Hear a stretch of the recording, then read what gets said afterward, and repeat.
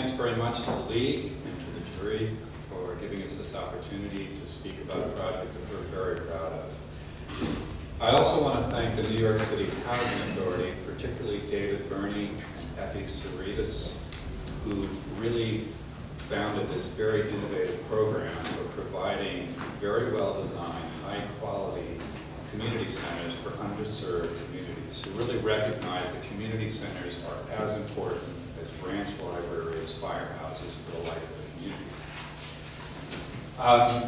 When we prepared our submission for this competition, we did really think about the word public.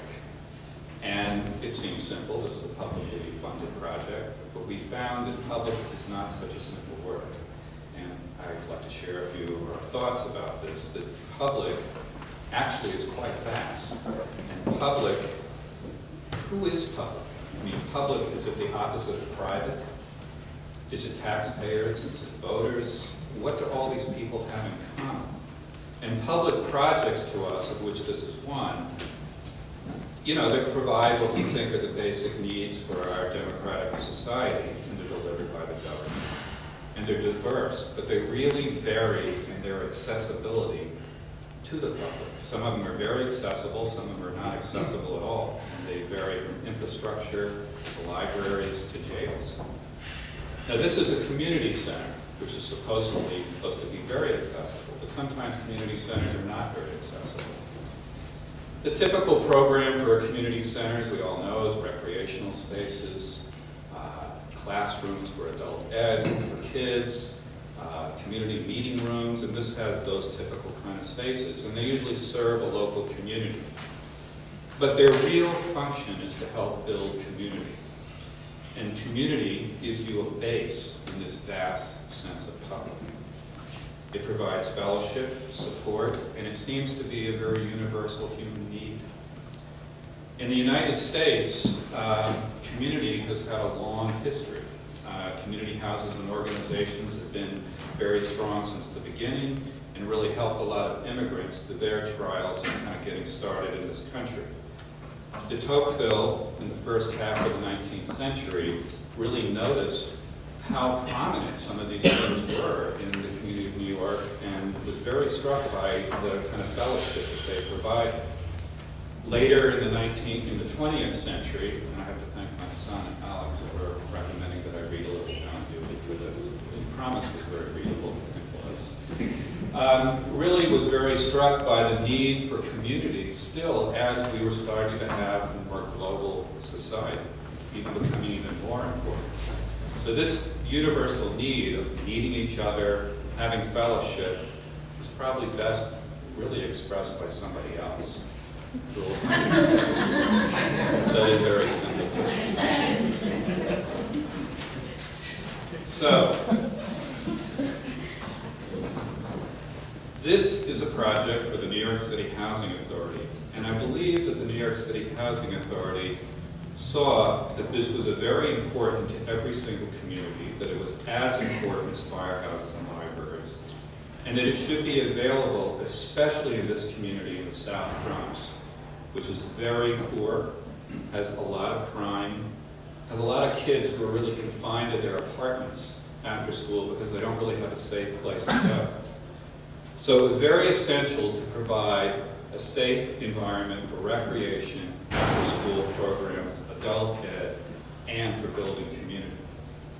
Our client was the New York City Housing Authority, the design department, who had a very simple directive: make it welcoming and non-defensive. Really kind of going along with Jane Jacobs' thing about eyes on the street, things like that. The NYCHA Operations Department, and this is kind of cute what Jonathan was just saying, you get masochists to deal with this kind of stuff, gave us exactly the opposite direction. No windows, nothing that can break. The tenants were very concerned, and we had a lot of meetings with the tenants organization. We're very concerned with just the real program stuff itself. You know, like how can we have wedding ceremonies in this place? What kind of classes are we going to have in here? Are our kids going to be safe? And the staff really cared about, you know, we only have a handful of people managing this place. How are we going to supervise this whole thing with a minimal amount of staff resources? The program was typical, as I just said, but what was really, really unique about this place was that it was the home of a very famed youth boxing program. Now, how many architects get to do a boxing? Not many, except that they work for Donald Trump. So it produced many Golden Glove winners, and so our charge was to produce not only the community center, but also a training facility for classes that happened every day after school for 125 kids of all ages, and a place for tournaments. So the existing conditions is the Betances houses in the South Bronx, and Betances was named after Ramon Betances, who was the father of Puerto Rican independence. He was a very well-known civil rights leader and a doctor and an intellectual and truly a fighter for people's rights. As you can see from this slide, Betances, even though it was built in the 70s, it really is not a tower in the park. It actually does follow the street lines, and so it does have kind of an urban presence, even though kind of a little bit of a bunker-like one. From this diagram right here, you can see that the houses really span over a large area and were built at many different times from the early 70s to the 1980s. This is a large public park. This is a major street that connects the whole area in the South Bronx, and this is a pedestrian street right here. And our site was this corner right here, fronting the park and the pedestrian street. This pedestrian street seemed to be the epicenter of this whole housing project in terms of social activities. Now, this was an adaptive reuse and renovation project. We were to take this square building that was formerly a warehouse, converted by the Housing Authority in the early 70s to be a basketball gym, then used as a makeshift boxing arena, and the ground floor of an adjacent housing tower that was a kind of miniature community center, and to join the two into one unified community center. This is what we started with. This is the existing gym building on here with a ramp going down to an underground parking garage that was never built out. It was done as kind of a fake zoning thing. And this is the community center right on the side right here. And a pedestrian ramp that took you down to the garage. And the lower floor was just, you know, bathrooms and the ramps and the basketball gym. This is the site. This is the existing low, kind of bunker-like building, and this is the housing tower next door that we were supposed to join the two things. As you can see, it was not a very friendly site from the street at all, very kind of defensive and kind of the way things used to be built in these kind of communities, including a pretty oppressive entry, the backyard, and this is your entry to your ramp into your pedestrian ramp, pretty banal and pretty depressing. Down the ramp, and this was the original gym. This is the entry into the existing community center, and this is what it looked like. And this is very typical of what most of these community centers used to look like in all of these places before David Gurney got the idea for this program. Now, our design goals for this project were first to make it very open to its community, to link it to its community, make them feel like they owned it. To make it be centered on a generous communal space, because we wanted to really have a place where they could really create a sense of fellowship, create a sense of community. To make it important within its community, to really recognize that this is a really significant public building, and to make it unique to its community. And that was very important to us, and what was more unique than this boxing program? Now, boxing is a pretty violent sport. But it also entails a lot of discipline, a lot of training, a lot of hard work, and a lot of grace. And it's also quite dramatic. So we wanted to bring a little bit of this drama into this building because we thought that would be pretty exciting for these little kids to do boxing programs. A little inflated ego. So it was very evident that the boxing arena was going to be the centerpiece of this project and be sort of a gem sitting in the middle of this building. So what we did was that above, we started with the existing conditions of the ramp and the basketball gym, And we created what we call a community courtyard. And within that, we put the boxing gym, which was basically a reduced size of the whole of the basketball gym. And flanking that on either side was these two bars of the community center functions.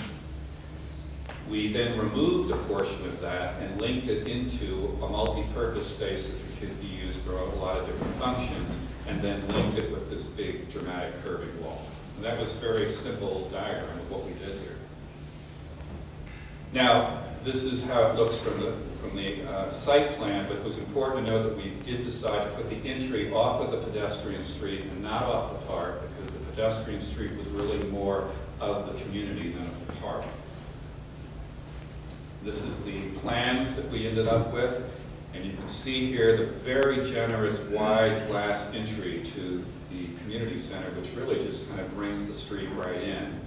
And here are the community center functions: the game room, the computer lab, another classroom, an art classroom, a GED classroom, administration, and the multi-purpose room and the dance studio that could also double as a stage. Now, it was very important that we put the surveillance point off to the side so that they did not have a sense of being controlled or kind of sense of exclusion when you came into the space.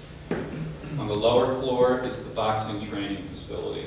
Underneath here is the weight room and the punching bags. This is the arena itself with retractable bleachers for 300 people, the locker rooms for the teams that were in the tournaments, and the bathrooms for visitors. And this, where the stair descends down in here, was a place where you could put a concession stand, take tickets, and also display boxing awards on the walls. We removed a portion of the existing roof to create a dramatic 3-story space, working with a pretty fragile structure. This was not a really well-built building. And then, because you can see it's kind of at the back of the building, there's kind of a surprise of coming into this bar space and seeing the triple height space revealed. So the assemblage is then the boxing, the courtyard with a glass enclosed view over to the ring, the 2 bars, and then we put a hat on top of the building that gave it more street presence, but also enabled us to put all the mechanical space on top. This is an early conceptual model where you can see the bars, the kind of jam inside, and the curving wall connecting you to the side, and a study kind of showing that this curved wall needed to have kind of more of a presence as it slipped underneath one of the boxes. And also the emergence of the idea of these sky boxes that you would be able to see, have a little place where you'd be able to look over and see the boxing matches going on. A later model here, where you can see the emergence of layers bringing you into the boxing ring, but also the idea of penetrating through views to the bigger community and how open this is to the street. We wanted this to feel not an inward-facing courtyard, but a place where you would be constantly reminded of your relationship to the greater public. Now, from the exterior, on a very simple level, it was supposed to be eyes on the street, like we said, and kind of have a more opening, welcoming feeling, and also to kind of have this glowing gem with a boxing ring.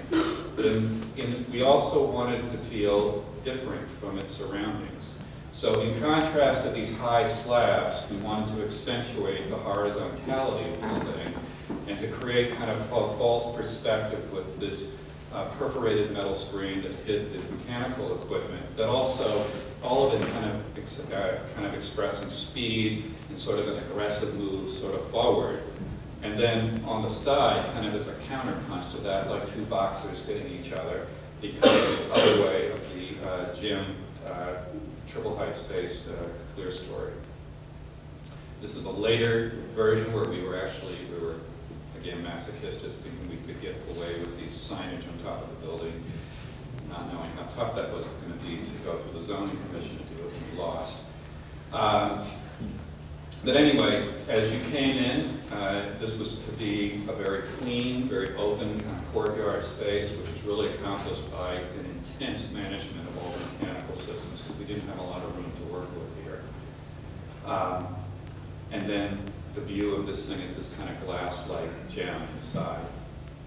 So this is what we started with, and this is what it became.